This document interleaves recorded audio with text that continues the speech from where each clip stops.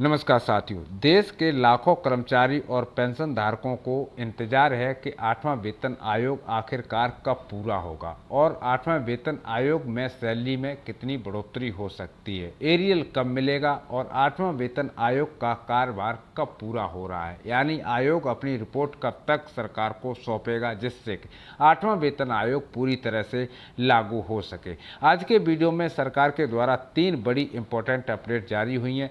आज उन्हीं पर बात करेंगे और लास्ट प्रेस कॉन्फ्रेंस जो अभी भुवनेश्वर में हुई है वह अभी तक की लास्ट प्रेस कॉन्फ्रेंस थी 8वें वेतन आयोग को लेकर के। कर्मचारियों के अभी तक क्या सुझाव आए हैं और सरकार ने उन सुझावों पर क्या एक्शन किया है, कितनी आपकी सैलरी बढ़ेगी, पूरी जानकारी आज के इस डिटेल वीडियो में आप लोग देखने वाले हैं। तो सभी दर्शकों से मेरा छोटा सा अपील है, वीडियो को बिना स्किप किए हुए पूरा देखें और वीडियो को अंत तक देखें। जितने भी साथी भाई चैनल से पहली बार जुड़ रहे हैं उन सभी से अपील है कि आप चैनल को जरूर सब्सक्राइब कर लें, बेल आइकन को ऑल पर प्रेस कर दें जिससे कि आने वाले हर वीडियो की अपडेट आप तक पहुंचती रहे।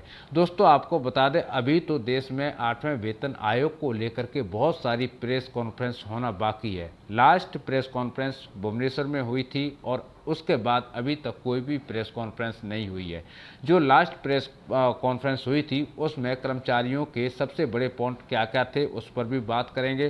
सरकार का फिटमेंट फैक्टर को लेकर के क्या मानना है और कितनी कर्मचारियों की सैलरी में वृद्धि हो सकती है, फाइनेंस मिनिस्टर ने 8वें वेतन आयोग को लेकर के क्या कहा। साथियों सबसे पहले खबर तो मैं आपको बता देना चाहता हूं कि जिस तरह से देश के लाखों कर्मचारी इंतजार कर रहे हैं सैलरी में, कोई बोलता है डबल वृद्धि होगी, कोई बोलता है सैलरी में 3 गुना की वृद्धि होगी, छोटे कर्मचारियों को ज़्यादा फायदा होगा, बड़े कर्मचारियों को कम फायदा होगा, तो ये सब खबरें बेकार की हैं। चाहे छोटा कर्मचारी हो चाहे बड़ा कर्मचारी हो, अगर वेतन आयोग होगा तो सबके लिए समांतर होगा, फिटमेंट फैक्टर होगा तो सबके लिए समांतर होगा। अगर वहीं फिटमेंट फैक्टर छोटे कर्मचारी को लागू होगा वही फिटमेंट फैक्टर एक बड़े कर्मचारी को लागू होगा। देश में ऐसा नहीं होता कि कोई भी वेतन आयोग होता है तो उसमें कर्मचारी की ग्रेड या श्रेणी देख करके सरकार वेतन आयोग को मंजूरी देती है। सबसे बड़ा जो आज के वीडियो में अपडेट है वह यह है कि क्या फिटमेंट फैक्टर के ऊपर अभी तक की सबसे बड़ी खबर क्या है और फिटमेंट फैक्टर के हिसाब से सैलरी में कितनी वृद्धि होगी।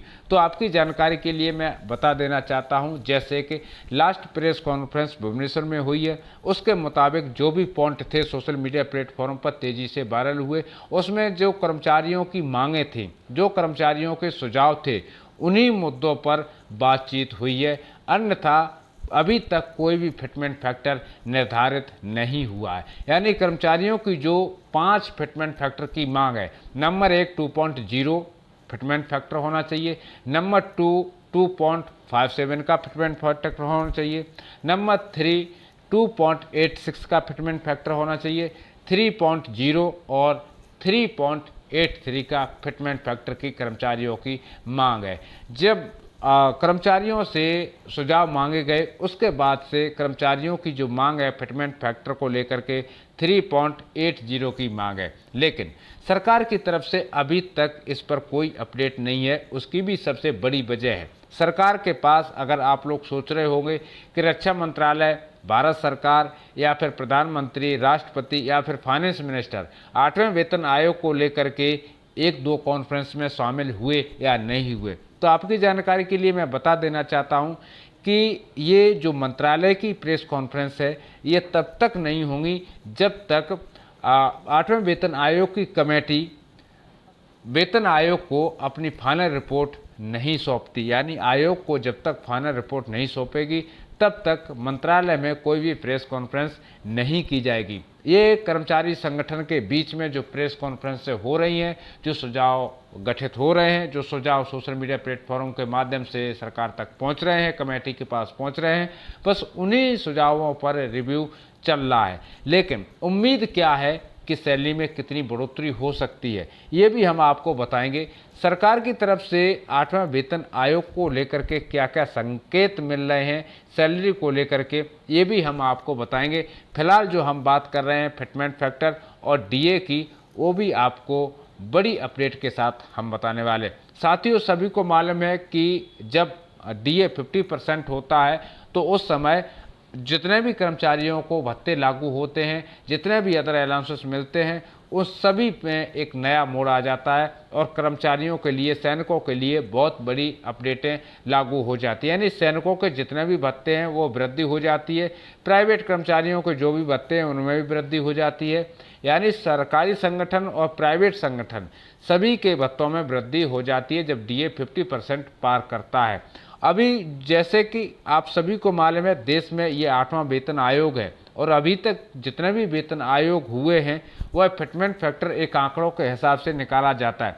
लेकिन 8वें वेतन आयोग में जो फिटमेंट फैक्टर है 3.83 की मांग इसलिए है क्योंकि 7वें वेतन आयोग में 2.57 का फिटमेंट फैक्टर जारी किया गया था। यानी 2.57 का फिटमेंट फैक्टर जब आज के 10 साल पहले लागू किया गया था, तो अभी जो 8वां वेतन आयोग है इसमें कौन सा फिटमेंट फैक्टर होने वाला है, तो ये कर्मचारियों को एक चिंता का विषय बना हुआ है। अभी तक किसी भी कर्मचारियों को लेटेस्ट अपडेट नहीं मिल पा रही है कि आखिरकार सैलरी में कितनी वृद्धि होगी। लेकिन आपकी जानकारी के लिए मैं बता देना चाहता हूं कि 8वां वेतन आयोग का कार्य तेजी से चल रहा है, इसमें कोई डाउट वाली बात नहीं है। लेकिन वो काम किस हिसाब से चल रहा है, वो काम अभी रिव्यू के हिसाब से चल रहा है। जैसे कि जो कर्मचारी हैं और जो पेंशनर्स हैं अपने अपने जिन्होंने सुझाव दिए हैं, तो यानी कार्य तो चल रहा है 8वें वेतन आयोग पर, इसमें कोई डाउट वाली बात नहीं है। लेकिन वो कार्य कैसे चल रहा है, रिव्यू के तौर पर चल रहा है। उसमें देखे जा रहे हैं कि कर्मचारियों ने कौन कौन से पॉइंट सबसे ज़्यादा दिए हैं। तो ये जाहिर सी बात है कि हर कर्मचारी ये चाहता है कि मेरी भी सैलरी में अच्छी वृद्धि हो। अगर सरकार को ये बात अच्छी तरह से मालूम है कि अगर हम कर्मचारियों से सुझाव पूछेंगे तो हर कर्मचारी अपने हित की बात कहेगा। यानी 1 लाख 1.5 लाख से सैलरी किसी भी कर्मचारी की कम नहीं होना चाहिए। जिस प्रकार से आप लोगों को मालूम है सरकार अपना फ़ायदा पहले देखती है, उसके बाद में वह दूसरों को फ़ायदा देखती है। तो क्या 8वें वेतन आयोग के जो सुझाव पूछे जा रहे हैं, तो सबसे पहले कर्मचारी अपना वेलफेयर देखेगा। वो ये सोचेगा कि मेरी सैलरी जो इतनी है उससे 4 गुना और ऊपर चली जाए। वो अपने यही आंकड़े देखेगा। जिस तरह से सरकार ने अपने आंकड़े देखे हैं, सरकार ने भी अपना मतलब हल किया है। दिल्ली इलेक्शन के समय 8वें वेतन आयोग का अनाउंसमेंट किया है, उसके बाद बिहार इलेक्शन के समय टर्म्स ऑफ रेफरेंस को मंजूरी दी है, उसके बाद में यूपी इलेक्शन तक इसकी आयोग को रिपोर्ट सौंपने के लिए कहा है। उसके बाद में जब लोकसभा इलेक्शन होगा उस समय आपका फिटमेंट फैक्टर फाइनल होगा, क्योंकि 2027 में यूपी का इलेक्शन है, सभी को मालूम है। और यूपी में जब इलेक्शन होने के बाद में जो आयोग रिपोर्ट लेगा, यानी जो 8वें वेतन आयोग की कमेटी है वह आयोग को रिपोर्ट कब सौंपेगी, जब यूपी में सरकार बन जाएगी। अगर बीजेपी की सरकार बनती है तो कोई दिक्कत नहीं है, और नहीं बनती है तो 8वां वेतन आयोग भी खतरे में जा सकता है। यानी सरकार ने अपना भी लालच इसमें देखा है। जगह जगह प्रेस कॉन्फ्रेंस चल रही है। आखिरकार उस प्रेस कॉन्फ्रेंस में जाता कौन है, कौन जाता है? किसी भी कर्मचारी को ये बात मालूम है कि क्या प्रधानमंत्री जाते हैं? नहीं जाते। क्या रक्षा मंत्री जाते हैं? नहीं जाते। क्या फाइनेंस मिनिस्टर उस कॉन्फ्रेंस में जाते हैं? नहीं जाते। क्या जो 8वां वेतन आयोग की कमेटी गठित हुई है 3 मेंबरों की, उस कमेटी का कोई मेंबर उस मीटिंग में जाता है? नहीं जाता। फिर आखिरकार जो राज्यों में अलग अलग राज्यों में 8वें वेतन आयोग पर प्रेस कॉन्फ्रेंस चल रही है, उस प्रेस कॉन्फ्रेंस में आखिरकार जाता कौन है और कौन कर्मचारियों की बात को सुनता है और कौन जो दिए गए सुझाव हैं उन पर रिव्यू करता है? सोशल मीडिया प्लेटफॉर्म पर क्या चल रहा है? 8वें वेतन आयोग की कॉन्फ्रेंस चल रही है, क्या ग्राउंड में भी चल रही हैं या फिर ऐसे ही मतलब दिखावा चल रहा है? तो दोस्तों, आप लोगों को ये बात सुनने में थोड़ा सा अच्छा नहीं लगेगा, जैसे कि मैं कहूँ कि आप लोग 8वें वेतन आयोग से कोई ज़्यादा उम्मीद ना रखें, क्योंकि ये सरकार 2% डीए बढ़ाती है, यानी साल में 3% डीए बढ़ाती है और महंगाई बढ़ती है 7%। तो उसी हिसाब से सरकार, जब देश की जनता ये बोलती है कि प्रधानमंत्री मोदी जी 2 नंबर का पैसा नहीं लेते हैं, सैलरी नहीं लेते हैं, अन्य कर्मचारी नहीं लेते हैं, तो मुझे आप लोग ये कमेंट करके ज़रूर बताओ, आज के समय देश में ऐसा कौन सा एमएलए, एमपी या प्रधानमंत्री या मुख्यमंत्री है जो बिल्कुल ईमानदार हो, बिल्कुल वफादार हो, बिल्कुल देश का सेवक हो। मुझे तो ऐसा कहीं पर भी नज़र नहीं आता है कि जितने भी मंत्री बैठे हैं सारे के सारे ईमानदार हैं। जितनी भी बड़ी बड़ी कंपनियां हैं देश में, वह सबसे ज़्यादा किसकी हैं? जो मंत्री हैं उन्हीं की बड़ी बड़ी कंपनियां हैं, और जो संतरी हैं उनके बेचारों के आज दिन तक घर भी नहीं बन पाए हैं। तो 8वां वेतन आयोग से आप क्या उम्मीद करेंगे? मुझे कमेंट करके ज़रूर बताना, क्योंकि मैं सच बोलता हूँ, कड़वा बोलता हूँ, शायद इसीलिए हमारे ऑडियंस हमारा वीडियो देखना पसंद नहीं करते हैं। ये आपकी सोच है। आपको अगर वीडियो पसंद आया हो तो लाइक करें, शेयर करें। इसी के साथ जय हिंद, जय भारत।